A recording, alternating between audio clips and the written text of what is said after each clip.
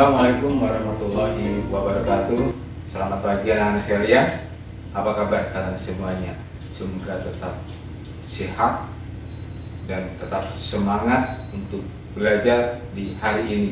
Salam buat keluarga kalian, orang tua kalian. Semoga tetap diberikan kesehatan untuk kalian dan keluarga. Baik, untuk kesempatan kali ini jangan lupa kalian harus tetap cuci tangan, ya. Kemudian pakai sabun, jangan lupa, ya. Pakai masker kalau kalian berkumpul bersama teman-teman atau keluar dari rumah. Nah, sekarang kalian saya ajak untuk tetap berada di rumah, dan pembelajarannya pun kali ini tetap Bapak dari rumah memberikan materi pembelajaran pada kalian semuanya. Nah, kesempatan kali ini Bapak akan menyampaikan pelajaran PPKN kelas 8 bab 3, yaitu tentang memaknai perundang-undangan. Oke, sebelum kita mulai bersama-sama, ada baiknya Bapak ajak kalian untuk menyanyikan sebuah lagu wajib supaya kita semangat untuk patriotisme terhadap bangsa dan negara ini. Mari kita menyanyikan lagu Tanah Airku. Yuk.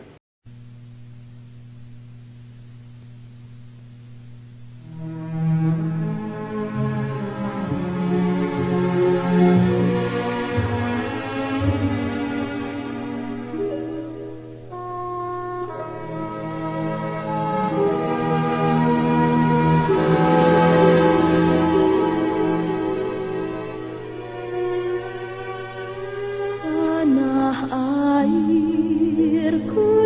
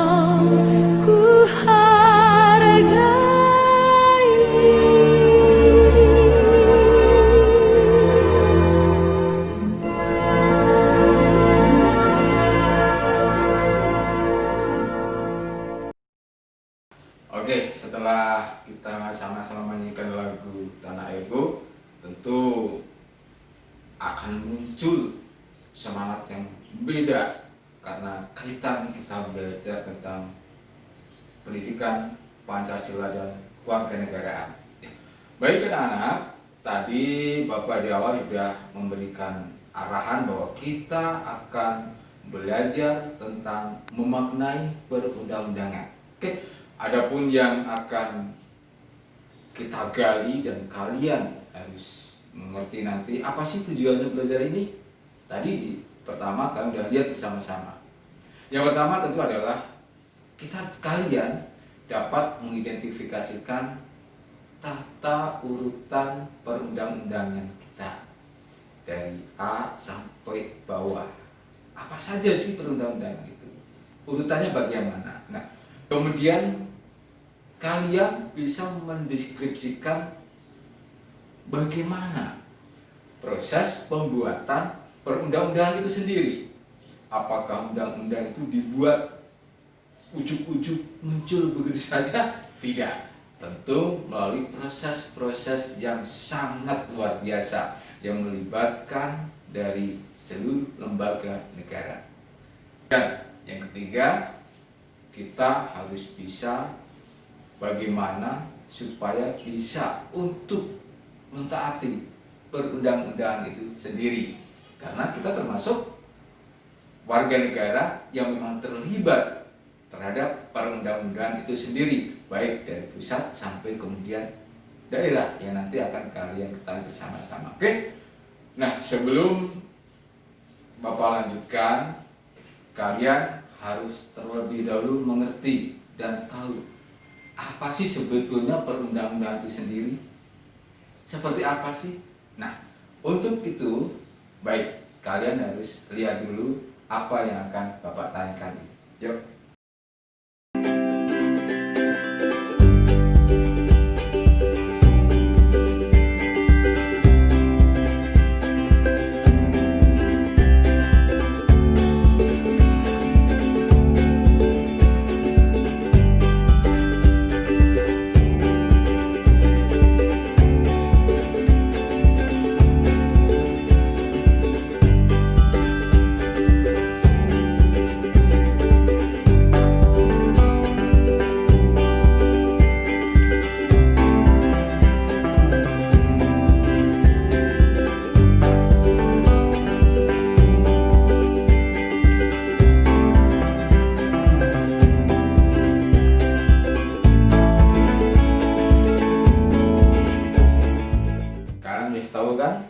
Apa itu pengertian dari perundang-undangan? Nah, baiklah.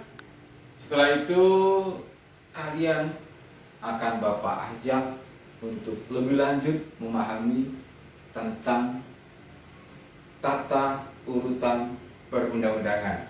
Kita bahas satu persatu, kemudian sekaligus nanti kalian akan melihat definisi atau pengertian dari masing-masing perundang-undangan tersebut. Dan perlu kalian ketahui bahwa belum Bapak singgung tadi bahwa negara kita adalah negara hukum. Pemerintahan kita dalam mengambil sebuah kebijakan apapun pasti berlandaskan dengan konstitusi, tidak boleh melanggar dari ranah konstitusi yang diamanatkan oleh Undang-Undang Dasar Negara Republik Indonesia tahun 1945. Oke, yuk kita lihat sama-sama apa saja tata urutan perundang-undangan tersebut. Ini dia. Kita akan belajar tentang tata urutan peraturan perundang-undangan. Pancasila adalah sumber hukum nasional. Penyusunan peraturan perundang-undangan harus bersumber pada sumber hukum. Tata urutan peraturan perundang-undangan di Indonesia berdasarkan Undang-Undang Nomor 10 Tahun 2004 adalah sebagai berikut. 1. Undang-Undang Dasar 1945 atau UUD 1945. Undang-Undang Dasar Negara Republik Indonesia tahun 1945 adalah bentuk peraturan perundangan yang tertinggi. Dengan demikian, Semua peraturan perundangan di bawahnya tidak boleh bertentangan dengan UUD 1945. UUD 1945 ditetapkan oleh Panitia Persiapan Kemerdekaan Indonesia pada tanggal 18 Agustus tahun 1945. UUD 1945 ini merupakan konstitusi pertama yang terdiri atas pembukaan, batang tubuh, dan penjelasan resmi. Undang-Undang Dasar 1945 telah mengalami 4 kali perubahan atau amandemen yang dilakukan oleh Majelis Permusyawaratan Rakyat. Pertama pada tanggal 19 Agustus tahun 1999. Kedua pada tanggal 18 Agustus tahun 2000. Ketiga, tanggal 10 November tahun 2001. Keempat, tanggal 10 Agustus tahun 2002. Undang-undang dan peraturan pemerintah pengganti undang-undang atau Perpu. Rencana penyusunan undang-undang dilakukan dalam suatu program legislasi nasional antara Dewan Perwakilan Rakyat bersama dengan pemerintah. Undang-undang ini sebagai pelaksanaan dari UUD 1945. Peraturan pemerintah pengganti undang-undang dibuat oleh pemerintah, dalam hal ini presiden, jika ada kegentingan yang memaksa untuk mengeluarkan peraturan pemerintah pengganti undang-undang. Presiden harus mendapat persetujuan dari DPR. Jika tidak mendapat persetujuan dari DPR, maka peraturan itu harus dicabut. 3. Peraturan pemerintah atau PP. Peraturan pemerintah adalah peraturan yang dibuat oleh pemerintah, dalam hal ini presiden. Peraturan pemerintah memuat aturan-aturan umum dalam melaksanakan undang-undang. 4. Peraturan presiden atau Perpres. Peraturan presiden dibuat oleh presiden untuk mengatur masalah-masalah tertentu. Peraturan presiden berisi materi yang bersifat khusus untuk melaksanakan ketentuan undang-undang atau untuk melaksanakan peraturan pemerintah. 5. Peraturan daerah atau Perda. Peraturan daerah merupakan peraturan yang disusun dalam rangka penyelenggaraan otonomi daerah. Peraturan daerah ditetapkan oleh kepala daerah setelah mendapat persetujuan bersama DPRD. Peraturan daerah merupakan penjabaran lebih lanjut dari peraturan perundang-undangan yang lebih tinggi dengan memperhatikan ciri khas masing-masing daerah. Peraturan daerah meliputi peraturan daerah provinsi, dibuat oleh Dewan Perwakilan Rakyat Daerah Provinsi bersama dengan Gubernur.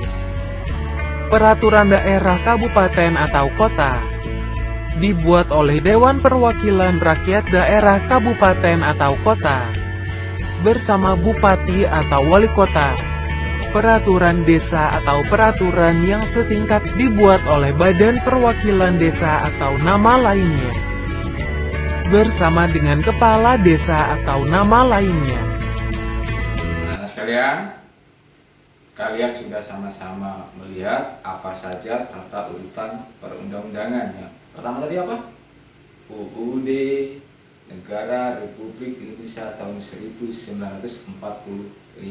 Dan kalian bisa melihat sampai ke undang-undang perundang-undangan yang paling bawah, yang langsung bisa kita lihat sekarang adalah bagaimana proses pembuatan perundang-undangan itu sendiri. Tadi kan Bapak bilang bahwa membuat perundang-undangan itu tidak gampang. Seperti itukah? Ayo, sekarang kita sama-sama melihat bagaimana proses pembuatan perundang-undangan. Nih. Proses pembuatan peraturan perundang-undangan nasional. Alur proses penyusunan peraturan perundang-undangan serta pihak-pihak yang terlibat di dalamnya.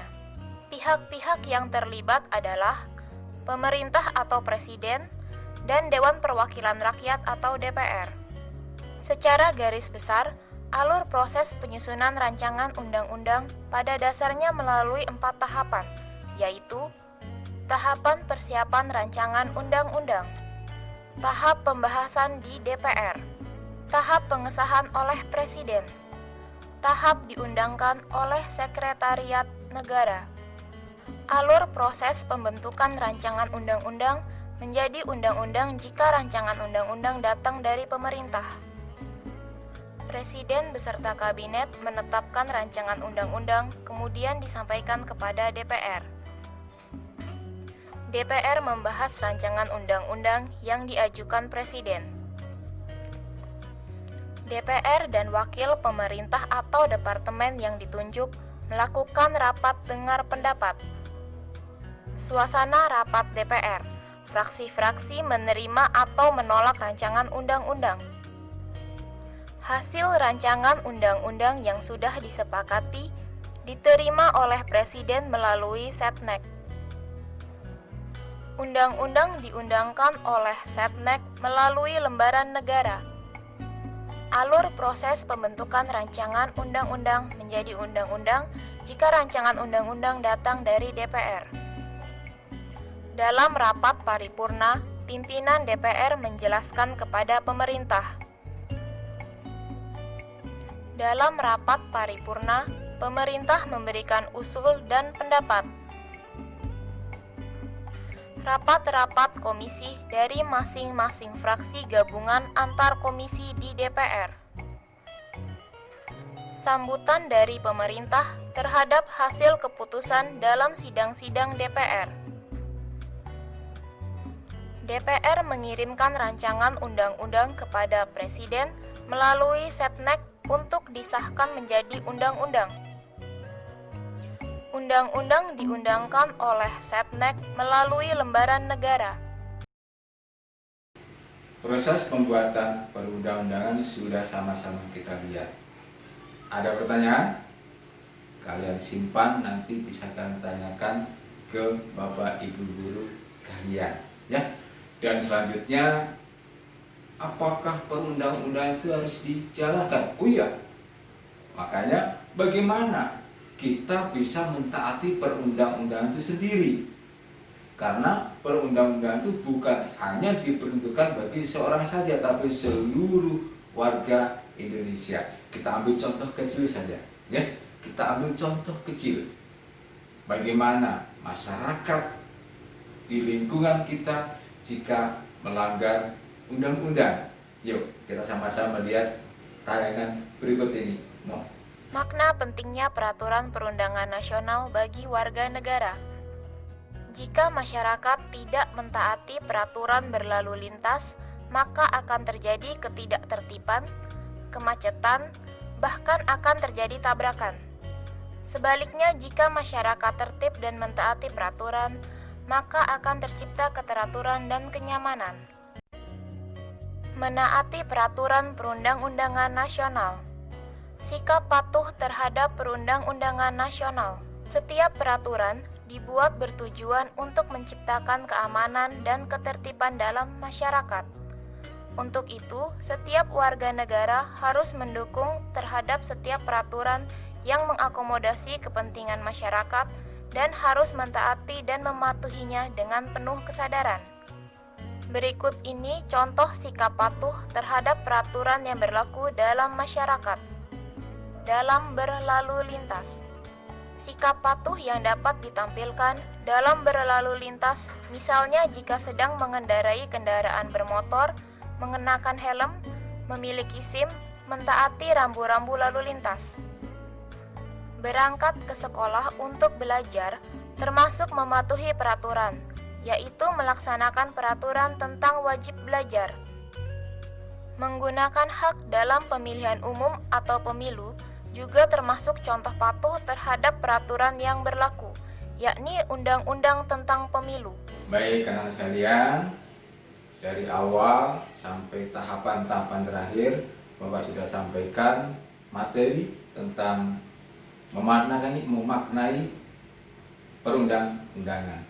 Tentunya harapan Bapak kalian bisa memahaminya, dan satu hal lagi lebih penting, bisa mentaatinya. Jangan sampai seperti tadi, ketika warga negara tidak mentaati perundang-undangan, akibatnya bukan hanya pada dirinya sendiri, tapi melibatkan orang lain. Kalian tidak boleh begitu. Saat ini kita juga sedang melaksanakan pentaatan terhadap perundang-undangan. Apa coba? Tidak boleh keluar. Kita tetap belajar di rumah. Ya, baik, anak-anak, tentu banyak hal yang ada di benak kalian dan ingin kalian pertanyakan. Namun, kalian juga harus bisa menyimpulkan apa materi pembelajaran kita di hari ini.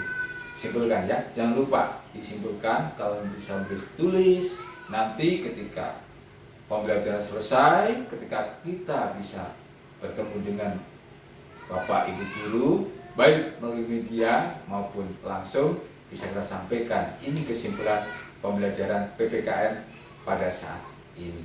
Nah sekalian, sampai di sini apa yang bisa Bapak sampaikan pada kalian semuanya, dan tentu harapan terbesar dari Bapak, kita selalu dalam keadaan sehat walafiat. Salam kepada keluarga kalian, semoga selalu dalam perlindungan Tuhan Yang Maha Esa. Dan jangan lupa cuci tangan, pakai masker, dan tetap di rumah. Baik, mohon maaf jika mungkin terdapat banyak kekurangan dari apa yang Bapak sampaikan di kesempatan kali ini. Wabillahi taufiq hidayah. Wassalamualaikum warahmatullahi wabarakatuh. Semangat.